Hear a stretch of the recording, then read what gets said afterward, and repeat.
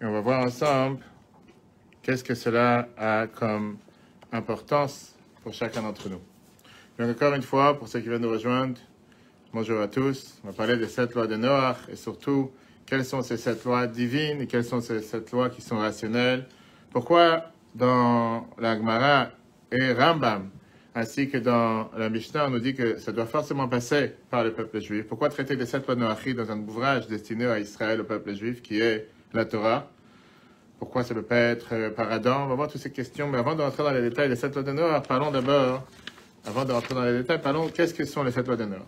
Les 7 lois de Noach, les Sheva Mitzvot de Noach, comme ils sont appelés.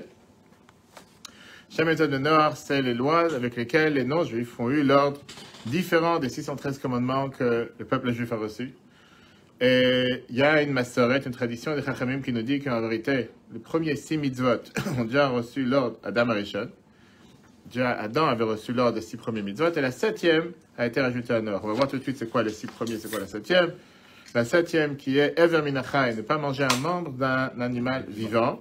Ça a été rajouté à Noach et ses enfants après le déluge, puisque c'est à ce moment-là que Dieu leur a permis de manger de la viande.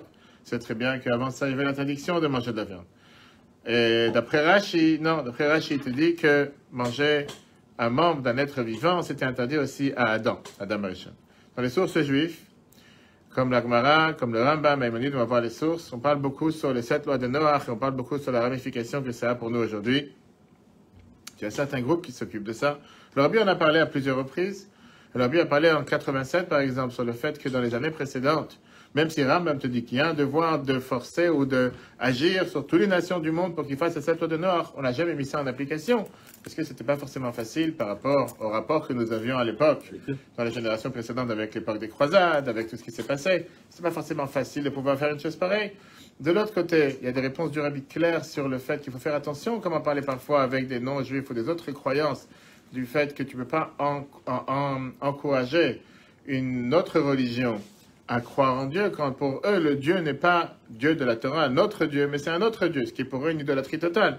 Bien sûr, on ne parle pas ici de l'islam, puisque dans l'islam, il n'y a pas d'autre Dieu. Dans l'islam, Dieu, c'est le Dieu d'Abraham. Non, alors que pour les religions catholiques, Dieu n'est pas le Dieu d'Abraham. Dieu, c'est une entité qui est différente, et c'est une des raisons pourquoi la halakha interdit de rentrer dans une église, alors que la halakha permet de rentrer dans une mosquée. Mais ce n'est pas le débat aujourd'hui, ce n'est pas le sujet, surtout que dans les temps dans lesquels nous sommes en ce moment, avec ce qui s'est passé la semaine dernière, il y a beaucoup de questions que les gens réveillent, et ce n'est pas le moment de parler de ces sujets-là. On fera peut-être ça une autre fois. Mais aujourd'hui, on sait qu'il y a beaucoup d'organisations qui travaillent avec, qui publient et qui intensifient cette propagation des 7 lois de Noach parmi les nations du monde. Comme on va tout de suite voir, avec même une loi qui a été mise en application dans le Congrès américain en 91, suite à la demande du Rabbi. Ça avait commencé déjà avec le président Reagan sur les 7 lois de Noach. Mais avant de rentrer dans les détails, voyons d'abord ensemble quelles sont les 7 lois de Noach. Avant de rentrer dans le texte, la paracha de cette semaine. La paracha de cette semaine, paracha de Noach, d'après le Midrash, on apprend de cette paracha les 7 lois de Noach, des paroles que Dieu il a dit à Noach après le déluge. La première phrase que Dieu lui a dit, Vaïvarech Elohim et Noach va et banav, Dieu il a béni Noach et ses enfants, Vayomer lahem, il leur a dit. De cette phrase, on apprend que quoi? Vient la Gemara, elle nous dit que de cette phrase, le Rambam, la Gemara nous dit que de cette phrase, on apprend le fait que l'interdiction de Birkat Hashem, bénir Dieu. C'est à l'envers, c'est qu'il y a beaucoup de halachot qui sont dit, on va dire, en langage pour ne pas dire les choses de manière claire. En 2 mots, c'est l'interdiction de maudire Dieu. On n'a pas le droit de maudire le nom de Dieu, et ça, c'est la première interdiction qui leur a été donnée. Comme c'est écrit dans le Rambam, Maïmonide. La deuxième interdiction, le fait que Dieu il a dit à Noach, vous multipliez-vous et fructifiez-vous, c'est pas dans le texte. Pas encore. Le fait que multipliez-vous et fructifiez-vous et vous allez remplir la terre, de là, il y avait l'allusion à l'interdiction des rapports interdits. Des rapports interdits, ça inclut ne pas avoir de rapport avec sa mère, la femme de son père, la sœur de sa mère, femme mariée, rapport homo, entre hommes, et rapport avec animaux. Tout ça font partie... Quoi? Avec sa sœur, parce que c'était jumelle. La sœur de sa mère, je dis. Non, pas avec sa sœur à lui. Ok, je pense qu'il y a des choses que... En tout cas, je te dis ce que la Torah elle a interdit. En tout cas, ça c'est dans les critères de qu'est-ce que la Torah elle a interdit quand elle a inclus dans les 7 lois de Noach. Ça c'est dans Mishneh Torah de Rambam, Sefer Gdusha, Ilchot, Issouré Bia, chapitre 14 de la Hadith. Tu veux absolument dire qu'un non-juif peut avoir des rapports avec sa sœur? Non, pas ça. Si tu veux, pourquoi pas. Ça fait partie des incestes. Non, c'est que quelqu'un est Adèle. Oui, exact. On n'est pas encore arrivé à ça. On n'est pas arrivé à ça. Troisième point, Morachem Vechitrem, la phrase que Dieu il a dit à Noach, en lui disant que la crainte et votre peur sera à Kol Chayot Haaretz, sur tous les animaux de la terre, Ve'al Kolof Hashamaim, et surtout les oiseaux du ciel. Là, c'était l'allusion à tout ce qui sont les lois, les tribunaux, les jugements. Le fait de mettre en place un système judiciaire, j'allais dire un système judiciaire qui fonctionne, qui marche. D'après Rambam, pour ce système judiciaire, devons mettre en place, faire en sorte que les gens respectent les premières 6 lois, d'après Nachmanide, pour juger entre les humains. Comme Dieu l'a donné au peuple juif aussi d'avoir des juges, punir sur le vol, sur la tromperie, sur les dommages, etc., etc. Après la phrase que Dieu il a dit, Bechol Asher Tirmos Ha'adama, dans tout ce qu'il y a sur la terre, tout ce qui est reptile sur la terre, Bechol Degayam, les poissons de la mer, Be'atrem Yitenu, vous avez le droit d'en avoir, Kol Remes Asher Uchai, tout ce qui vit, Lachem Yelochem, vous avez le droit d'en manger, que Yerek Esev, toutes les plantes, la Tati Lachem et Kol, je vous ai tout donné, mais là, Dieu rajoute une interdiction, Arbassa, Benafsho, Damo, Lotochelu, une viande dans son sang, tu n'as pas le droit d'en manger. Et de là, on apprend l'interdiction de ne pas manger un membre d'un être vivant qui n'est pas encore tué. C'est ce qu'on appelle la mitzvah de Ever Minachai, un membre d'un vivant. Tu n'as pas le droit juste de prendre un animal vivant et de le manger. Ça, c'est encore une fois une interdiction qui est l'interdiction de, parmi les 7 interdictions. Après ça, nous avons le sang de votre âme. Je vais le poursuivre en 2 mots. De là, on apprend l'interdiction de ne pas tuer. Cette loi de Noach, ça inclut aussi le fait d'avoir l'interdiction de ne pas tuer un être humain. Miyad kol chaya edreshenu, je vendrai aussi ça de n'importe quel animal. Miyad Adam, Dieu dit, je chercherai, je vais me venger sur l'âme de l'homme. De là, on apprend l'interdiction de voler. Pas seulement de tuer un être humain, pas le droit de voler, c'est aussi l'interdiction qui a été donnée au Bnei Noach. Et enfin, la dernière, la 7e interdiction, chauffeur d'âme à Adam, celui qui verse le sang de l'homme. Adam d'Amoy chauffeur. Il sera verser son sang, mais c'est surtout pas ça qu'on veut s'arrêter, c'est la bracha sur laquelle on va s'arrêter sur le cours aujourd'hui. Ki betzelem Elokim asat Adam, j'ai créé l'homme à l'image de Dieu. Puisque j'ai créé l'homme à l'image de Dieu, de là on apprend l'interdiction de faire l'idolâtrie avodah zarah. Après la Torah elle lui dit, vous multipliez-vous, fructifiez-vous, veshetzu et haaretz, etc. Donc, on a les 2 premières mitzvot qu'on vient d'énumérer, qui sont l'interdiction de tuer et l'interdiction de Ever Minachai, l'interdiction de manger un membre d'un animal vivant. Dans la Gemara, on amène encore 5 mitzvot qui font partie des mitzvot de Bnei Noach, comme c'est écrit dans la Gemara Sanhedrin, page 56a, Tanu Rabbanan, la Gemara te dit, quels sont les 7 mitzvot de Noach, quels sont les 7 lois noachides, rapide, Dinim, les juges, Birkat Hashem, ne pas maudire Dieu comme on ne te laisse pas bénir, Avodah Zarah, qui est l'idolâtrie, Gilui Arayot, relation interdite, Shvichut Damim, tuer, Gazel, vol, Ever Minachai, et manger un membre d'un animal vivant.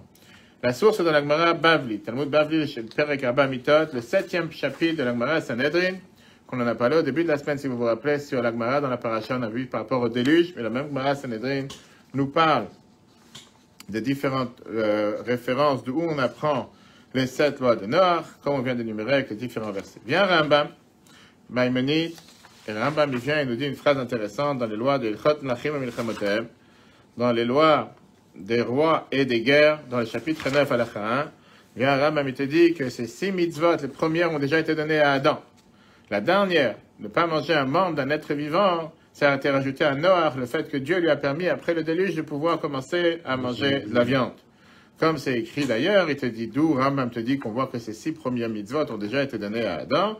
Il te dit on voit exactement les mêmes phrases avec Adam dans la paracha Bereshit. On va voir le lien ensemble. Vayomer Elokim, Dieu il a dit à Adam, Adam betzalmeinu kilmotenu, on va faire un être humain à notre image. C'est exactement la même phrase qui a été employée par Noach.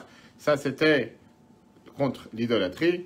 Vayodu bidgatayam, vous allez gérer tout ce qui est les poissons de la mer, les oiseaux qu'il y a dans le ciel, les animaux qu'il y a sur terre et tous les reptiles. Ça, c'est par rapport au juge.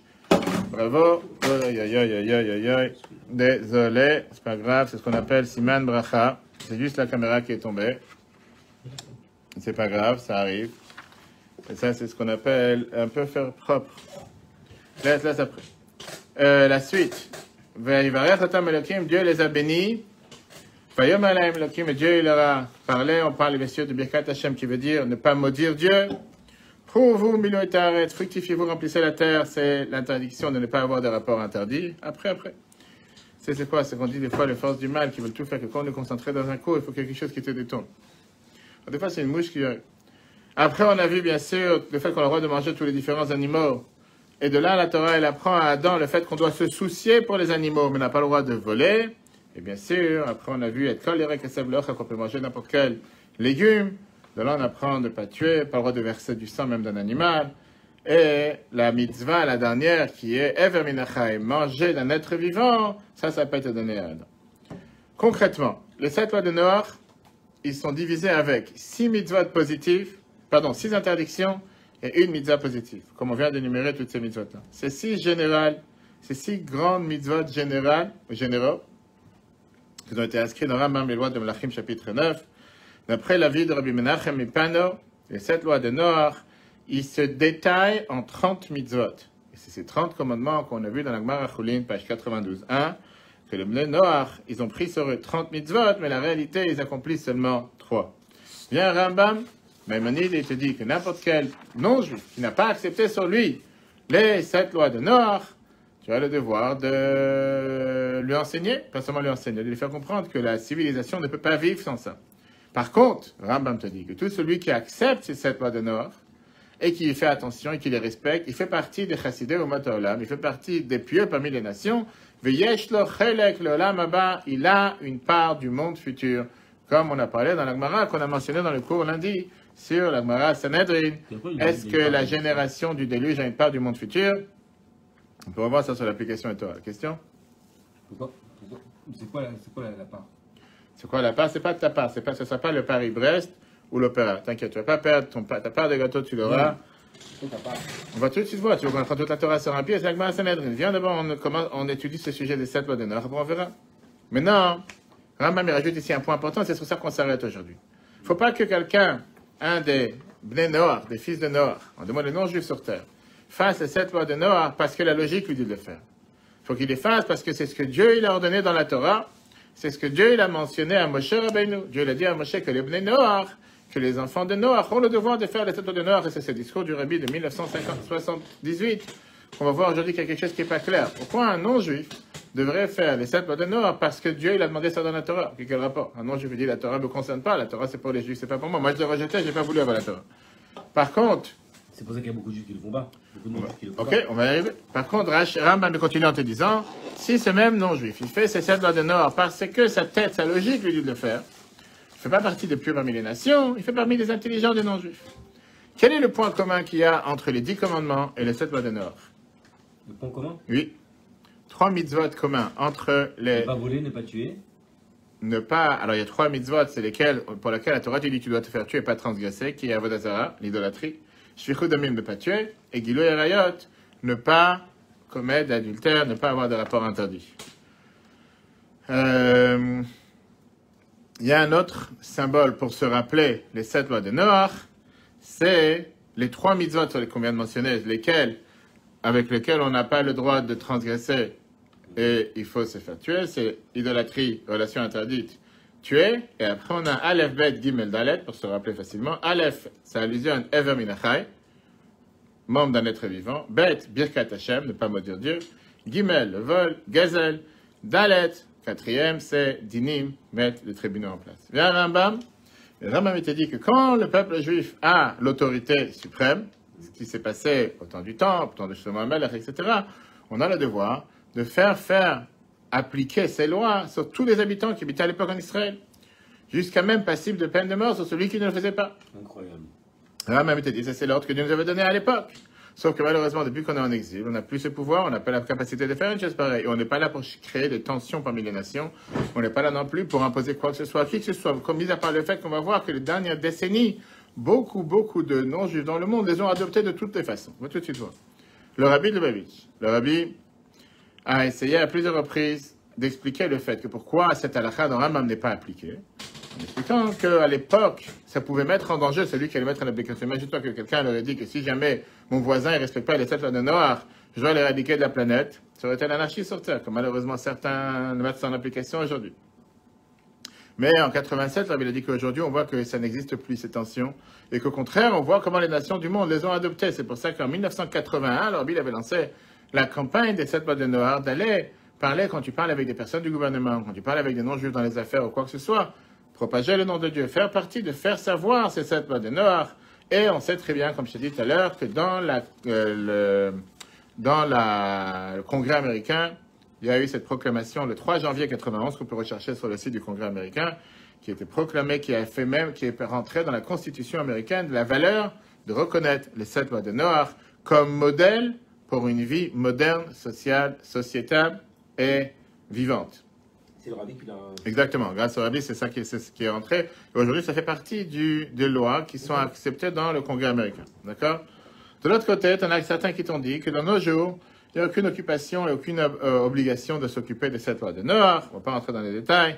Surtout, comme je t'ai dit, qu'avec les catholiques, ça peut parfois poser problème.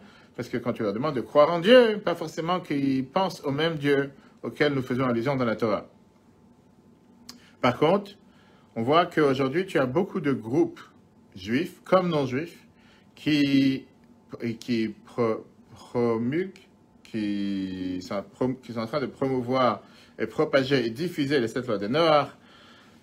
Tu as pas mal d'organisations dans le monde qui ont été mises en place, par exemple avec les liens avec je ne sais pas si c'est le secte ou le groupe de Makoya au Japon, où ils se considèrent qu'ils accomplissent les 7 lois de Noach.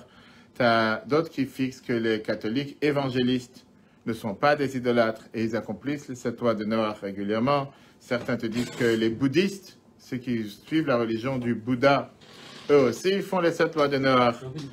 Et il y a eu aussi le Rav Adin Steinsaltz qui est décédé il n'y a pas longtemps, qui était en contact avec un monsieur qui s'appelait Wendell Jones, que lui, il a créé cette organisation Bnei Noach qui diffuse les 7 lois de Noach dans le monde entier. Et ça, peu importe, comme j'ai dit, avec beaucoup d'autres nations qui mettent en application les 7 lois de Noach. Ça, c'était pour avoir un peu l'histoire.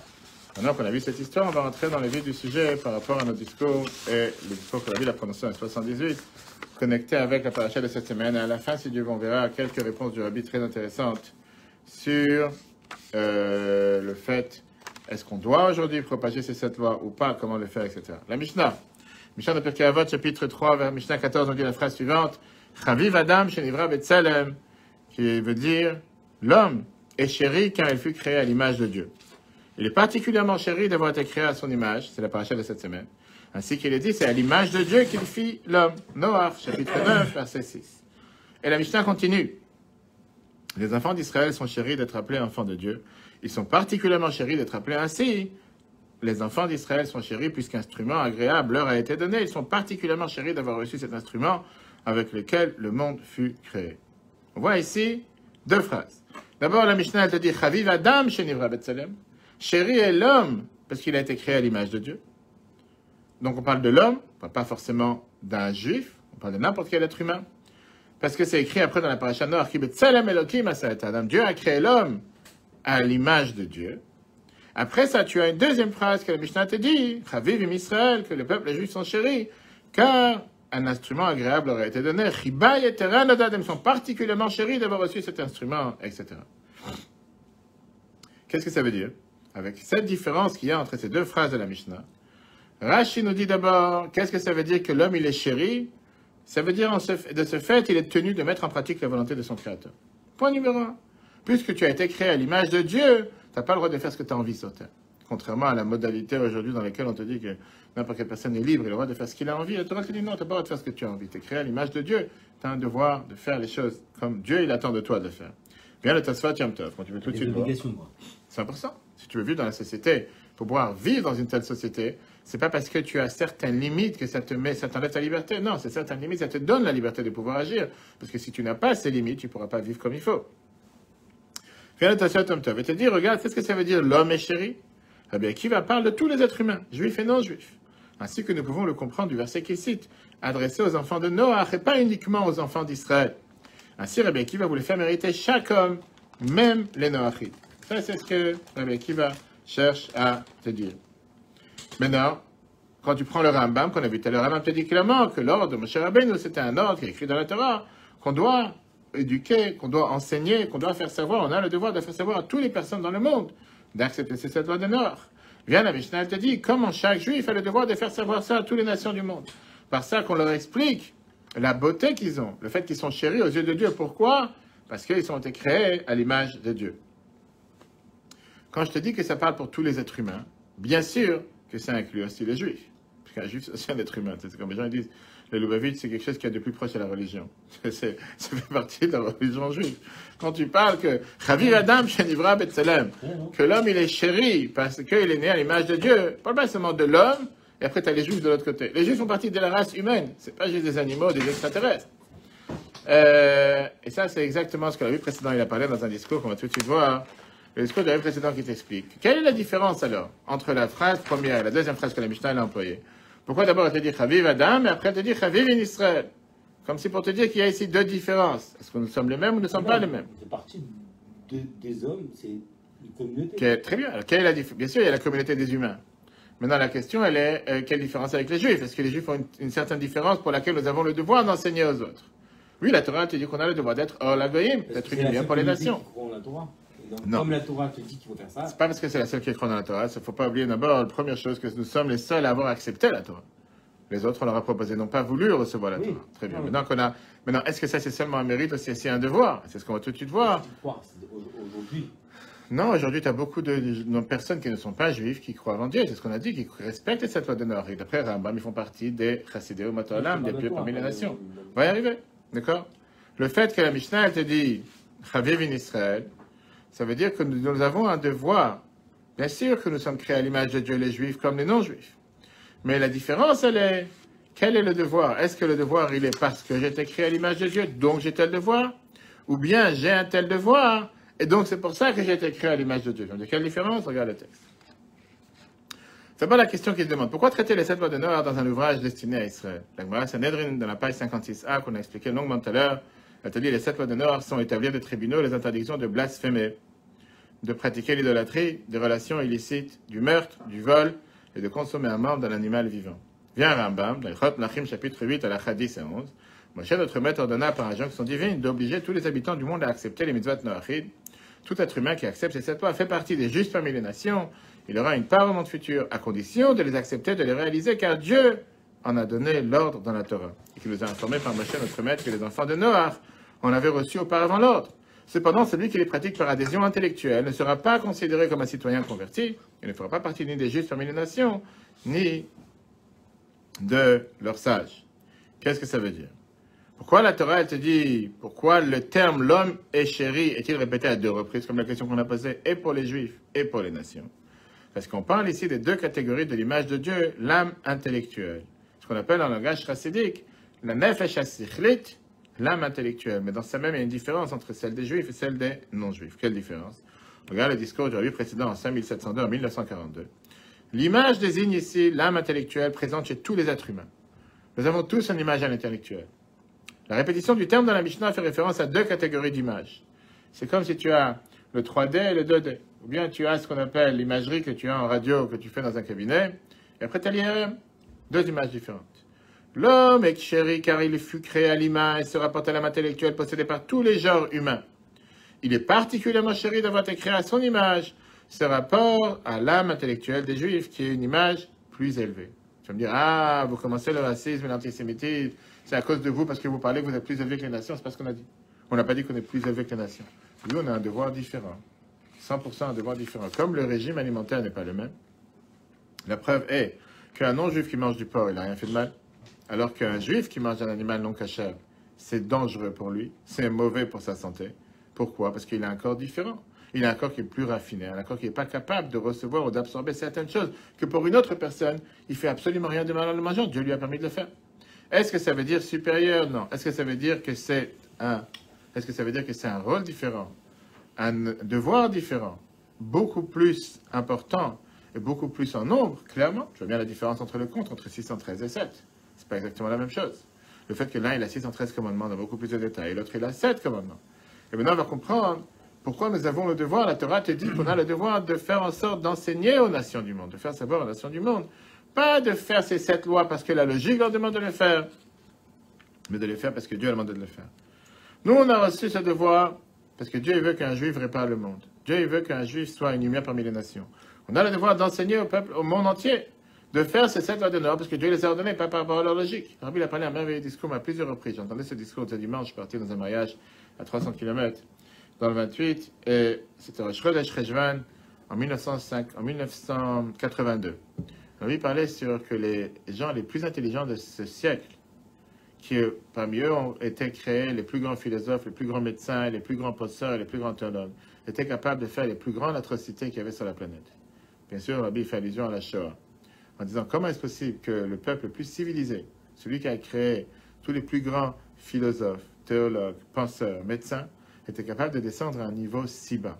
Et la réponse est là dans ce qu'on est en train de voir. Le fait que si je respecte ces 7 lois de Noah parce que c'est basé sur ma logique, sur ma compréhension, alors je comprends pourquoi aujourd'hui je peux essayer de jouer, comment on appelle ça, du César, et en même temps me délecter que j'ai mis 12 000 enfants dans une chambre à gaz.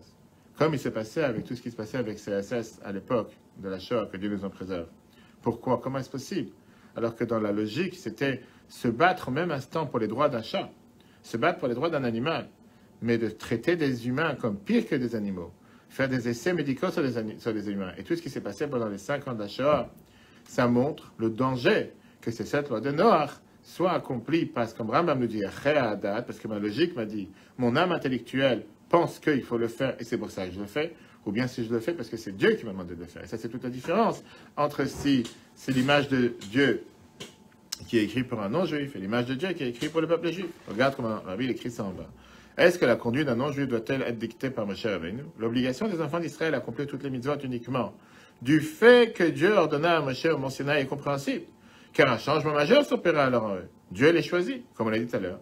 Dieu nous a choisis en tant que son enfant parce qu'on a accepté de recevoir la Torah. Néanmoins, quel est le rapport entre les Noachides, leurs lois et dons de la Torah?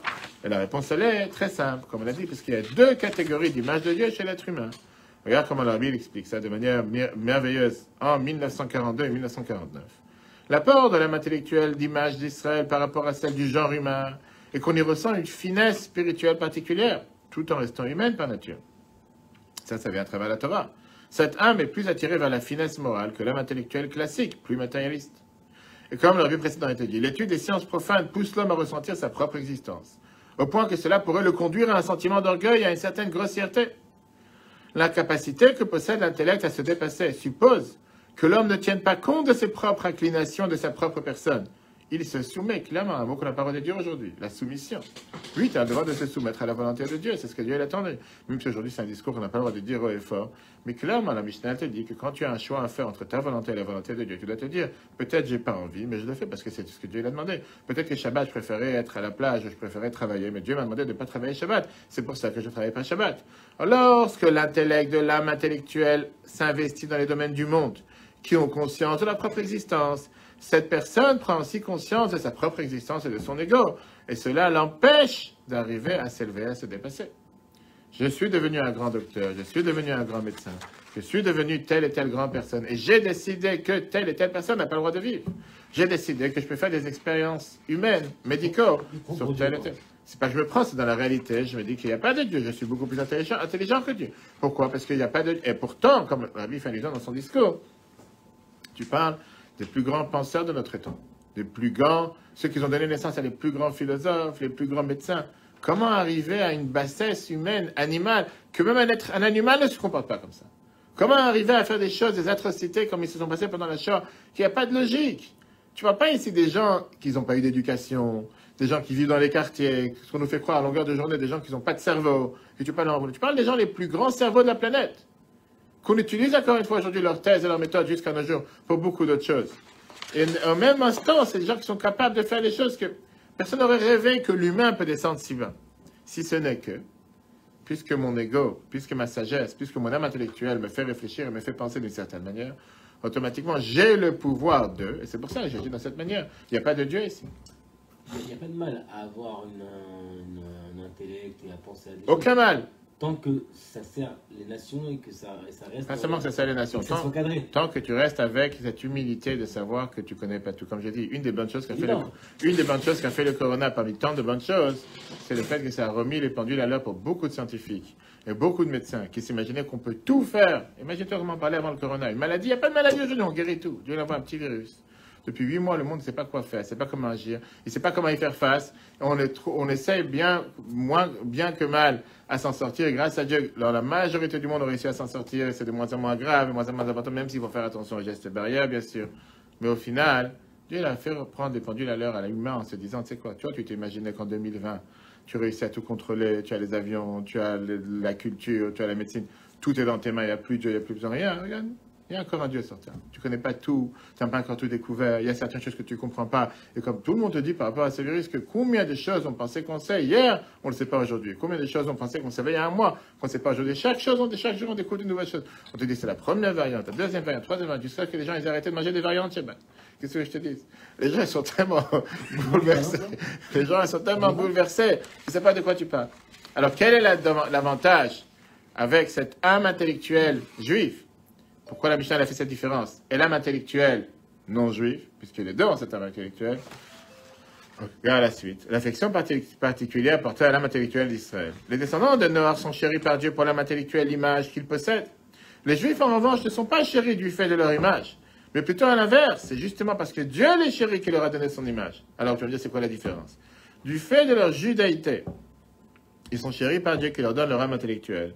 C'est précisément alors que l'intellect de cette âme intellectuelle est parfait et possède la faculté de l'esprit de l'homme qui monte vers le haut. Ça ne veut pas dire que forcément tous les juifs pensent de cette manière.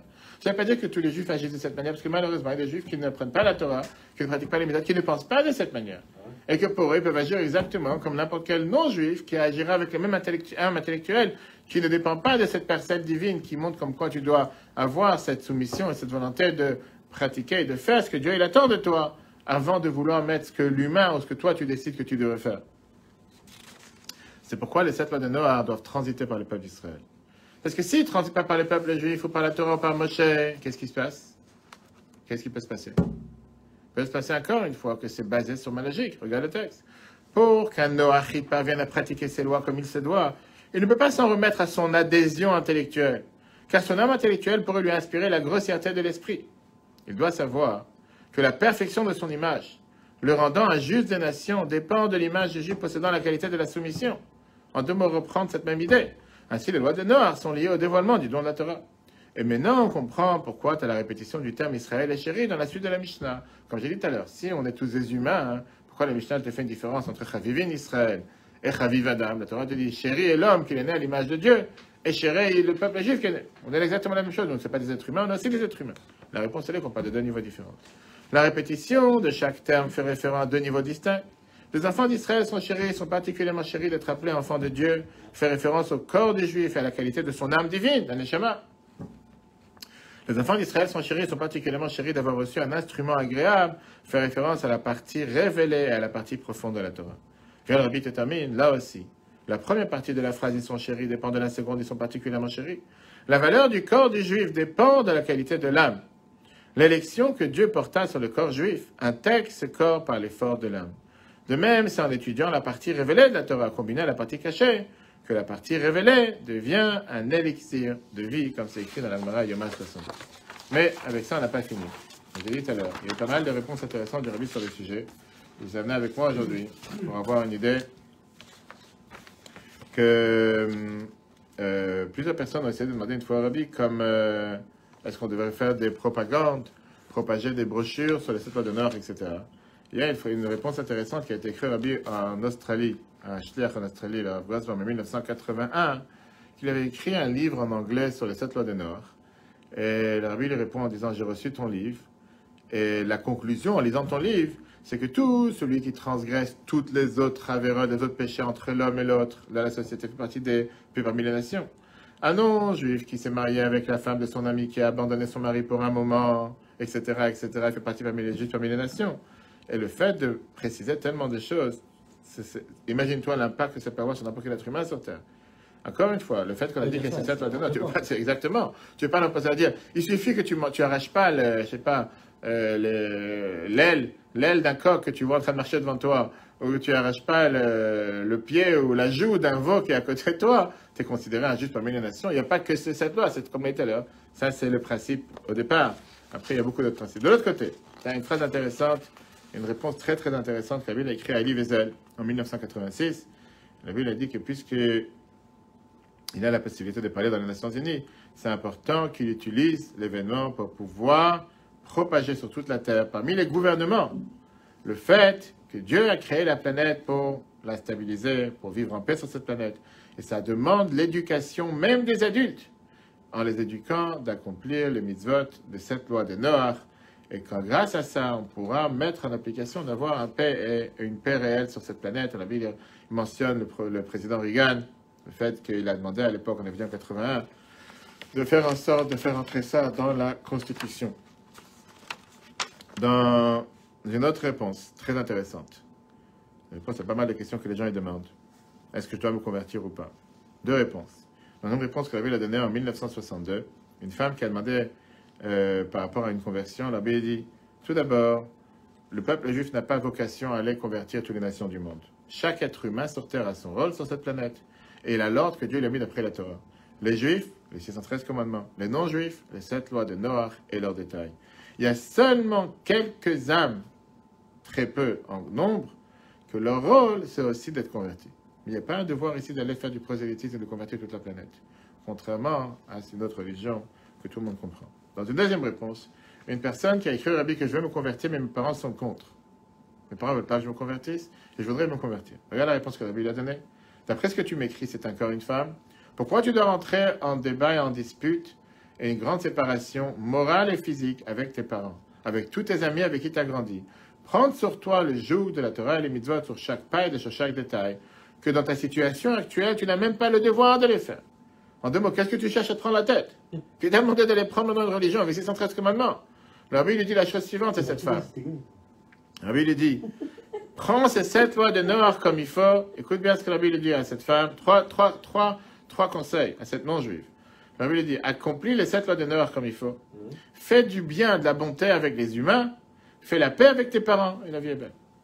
En deux mots, il n'y a pas ici comment on appelle ça, une vocation et un but à aller convertir ou à aller faire en sorte que tout le monde soit juif. Et bien sûr, on terminera avec la fameuse histoire que la Bible avait lancée en 1982, un moment of silence, un moment de silence dans toutes les écoles publiques en Amérique, qui était le fait que quand les enfants ils arrivent à l'école le matin, il y a 1 minute de silence pour penser à Dieu. Le Dieu qu'ils veulent. Penser à Dieu, ça se passe aujourd'hui dans beaucoup d'écoles publiques américaines. Quand on appelle les enfants à l'école, quand on fait l'appel, il y a 1 minute de silence, penser à Dieu, l'appeler à la vie, l'appeler dans beaucoup de discours, cette importance de savoir et de comprendre l'importance qu'un enfant, quand il se lève le matin, il sache qu'il a un compte à rendre, qu'il y a un Dieu sur terre. Voilà un cours sur les 7 lois de Noach qu'on a essayé de toucher, puisqu'il y a beaucoup d'autres sujets. On peut revoir les autres cours sur l'application et Torah, les autres cours qu'on a sur la paracha de Noach aujourd'hui. Si Dieu veut, ce soir à 18h30, à 19h, pardon, un très beau cours sur la lumière. Comment ça se fait que Dieu il a décidé que dans notre calendrier, la lumière, le jour est après la nuit. D'abord il fait nuit et après il fait jour. Si Dieu veut, ce soir à 19h. En attendant, très bonne journée à tous. Le cours en replay sur l'application et Torah. Shavuot Tov, Chodesh Tov et que des bonnes nouvelles.